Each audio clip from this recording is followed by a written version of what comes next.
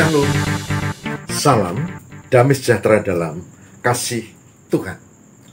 Jumpa kembali dalam RHI Renungan hari ini bersama saya Pendeta Lukas Eko Sukoco dari Padepokan Diakonia Mitra Kinasih GKJ Purworejo. Ibu, Bapak, dan saudara-saudara, bagaimana kabar panjenengan semua? Ya, sekarang masih masa pandemi. Saya tahu ada beberapa di antara kita yang terpapar COVID-19.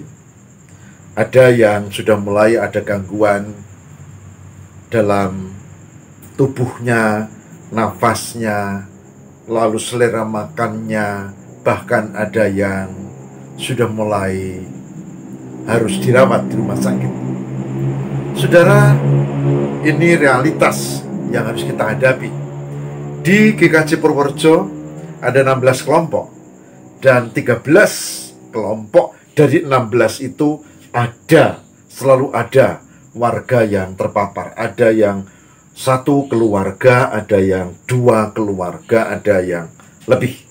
Ada yang dirawat di rumah sakit, ada yang isolasi mandiri, dan seterusnya. Saudara, apa hubungannya dengan renungan kali ini? Begini, saya akan angkat satu tema, yaitu tetap tenang di masa pandemi. Tenangkan diri di masa pandemi. Saudara, pandemi tidak hanya kita hadapi, seluruh dunia. Dan pandemi bukan sesuatu yang gampang kita selesaikan. Artinya, kita sedang menghadapi sesuatu yang berat. Maka yang menentukan apakah kita bisa bertahan di tengah pandemi atau tidak, bukan pandeminya, tapi sikap kita menghadapi pandemi. Sikap menghadapi pandemi ini sangat penting. Oleh sebab itu, saya ajak kita untuk angkat satu tema, yaitu tenangkan diri di tengah pandemi. Saudara, saya berharap dengan tema ini, RHI Renungan hari ini menjadi bermakna buat kita. Paling tidak kita tahu, oh, di tengah situasi seperti ini, sakit penyakit datang harus diterima, dan saya punya cara untuk menghadapinya. Tenangkan diri, dan Tuhan akan memberkati. Baik, siapkan saudara-saudara untuk RHI Renungan hari ini. Semoga menjadi berkat buat kita semua. Saudara, tema tenangkan diri di tengah pandemi dipilih karena dalam kenyataannya kita gugup, kita panik, kita tidak tenang, bahkan kita paranoid atau ketakutan. Dan itu menjadi sumber bencana. Kenapa? Karena justru sikap paranoid, ketakutan, cemas, panik itu membuat situasi hati kita tidak tentram, bahkan mempengaruhi cara kerja metabolisme tubuh, bahkan itu juga mempengaruhi imun kita menjadi kurang. Kalau imun kita kurang, maka penyakit atau virus itu bisa masuk dengan mudah.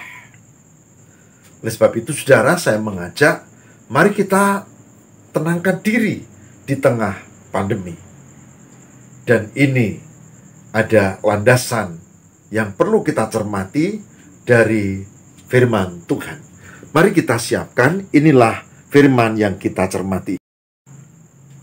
Saya mengajak kita membuka dari kitab Pengkhotbah.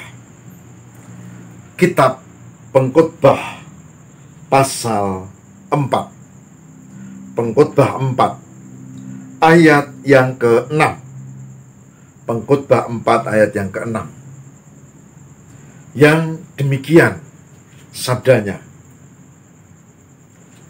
Segenggam ketenangan lebih baik daripada 2 genggam jerih payah dan usaha menjaring angin. Amsal 4 ayat 6. Saya ulangi. Segenggam ketenangan lebih baik daripada 2 genggam jeripayah dan usaha menjaring angin. Pengkhotbah 4 ayat 6. Saudara, segenggam ketenangan dibandingkan dengan 2 genggam jerih payah, karena gugup tidak tenang, dan usaha menjaring angin.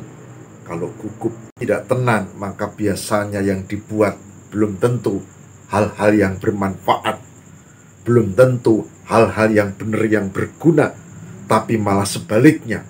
Maka dikisahkan di sini usaha menjaring angin 2:1, tapi dikatakan di sini 1 lebih baik, yaitu segenggam ketenangan ketimbang 2 genggam kita gugup lalu kita tidak mampu membuat putusan yang tepat.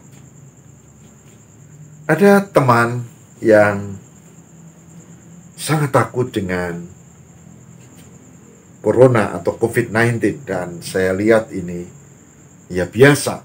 Saya juga takut, mungkin kita juga ya. Tapi kalau itu ketakutannya berlebihan, itu masalah. Apa yang dia lakukan? Yang dia lakukan sangat protek. Saya kira itu tidak masalah. Tapi kalau itu berlebihan, itu masalah. Kenapa? Dia merasa ketakutan, dia merasa tidak tenang, dia buka pintu rumahnya yang dekat jalan, dia mulai tidak tenang, tutup lagi.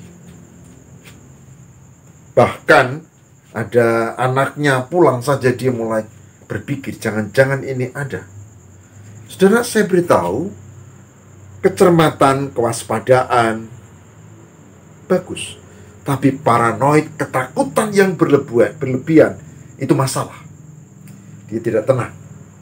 Ketika dia tidur, dia lirik pasangannya, dan jangan-jangan tadi keluar ini istri saya ini, saya pas pergi dan lalu dia pasang masker, tidur.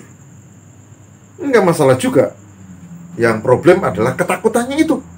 Kemudian dia pindah tidur di ruang tengah.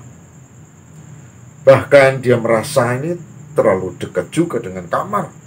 Kemudian dia pergi ke ruang depan dan dia tidur di kursi. Nyamuknya banyak. Gitu. Akhirnya dia tidak bisa tidur dengan baik. Dan paginya karena tidak bisa tidur dengan baik, tekanan darahnya naik, tensinya naik, saudara. Dia bukan karena COVID-nya datang, tapi karena dia ketakutan, tensinya naik, kemudian juga tidak bagus, dia punya gula darah, karena ketika dia tidak bisa tidur, dia bikin minuman, kopi beberapa kali. Saudara, tenangkan diri, itu penting. Betul, kalau pengkhotbah katakan segenggam ketenangan lebih bagus ketimbang 2 genggam jeripayah dan usaha menjaring angin. Apa yang kita pelajari dari firman ini? Yang kita pelajari adalah kita pasti punya masalah. Sekarang pandemi, mungkin lain kali apalagi macam-macam ya, bisa bencana, bisa resesi ekonomi, bisa penyakit yang lain, bisa juga. Kita pasti punya selalu punya masalah. Persoalannya bukan masalah itu. Persoalannya adalah sikap kita menghadapi masalah itu. Sikap kita menghadapi masalah itu. Saudaraku, ketakutan yang tadi dialami oleh teman itu sekedar contoh. Dan dia memang terpaksa harus dibawa ke rumah sakit. Bukan karena COVID-19, tapi karena dia tidak tenang, dan itu terus menerus. Bukan 1-2 hari, tapi berhari-hari. Lalu jadi pola hidupnya berubah dan malah tidak sehat. Lalu, apakah kita akan seperti itu? Saya lebih suka mengikuti pengkhotbah. belajar memiliki ketenangan diri, belajar meyakini bahwa ada Tuhan yang menyertai.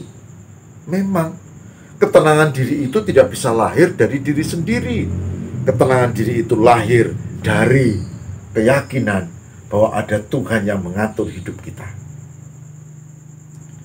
Saudara, ada sahabat yang lain yang keluarganya datang dan dia katakan, "Pak Pendeta, terima kasih Bapak sudah menolong, menguatkan kami sejak almarhum sakit berbulan-bulan dan kemudian dipanggil Tuhan. Dan kami sebetulnya sedih." Saudara, saya mengajak berdoa dan saya mengatakan, oke, tidak hanya kamu, apalagi kamu, saya yang bukan ikatan darah kita, tidak, tapi hanyalah pendeta dan jemaat. Tapi dia merasa sebagai bagian dari hidupku. Dan aku merasa sedih juga. Apalagi kamu. Pasti lebih sedih. Tapi boleh saya jujur? Gimana Pak? Saya sebut begini. Saya akan lihat berbulan-bulan kamu dan juga pasanganmu dan juga keluarga besar. Ya Pak. Saya akan lihat bahwa secara manusiawi sikapmu untuk menghantar, mendampingi ke rumah sakit berkali-kali ke Sarjito, Jogja, dan seterusnya, itu luar biasa. Mereka diam. Lalu saya meneruskan. Menurutku, kita pantas sedih karena kehilangan. Kita berduka. Tapi kita tidak pantas menyalahkan diri sendiri. Karena apa? Karena sudah melakukan yang terbaik. Selebihnya, biarlah Tuhan. Bahwa almarhum yang sakit itu tetap akhirnya meninggal, itu bukan kesalahanmu, tapi itu kehendak Tuhan. Kita sudah ambil tanggung jawab kita sebagai keluarga, sebagai anak, sebagai menantu. Dan Tuhan tidak mengizinkan itu urusan yang lain. Tapi kita sudah lakukan yang terbaik. Saya ulangi, kita sudah melakukan yang terbaik. Berduka, it's okay. Tapi menyalahkan diri sendiri, saya kira tidak boleh. Saudara-saudara menjadi tenang. Dan terakhir saya mengatakan, orang tuamu tinggal satu, tenangkan, dampingi dia sebaik-baiknya, supaya dia bisa pulih dari kedukaan dan kembali sehat. Meskipun tidak mungkin pulih seperti sedia kala, karena memang dia sudah menua.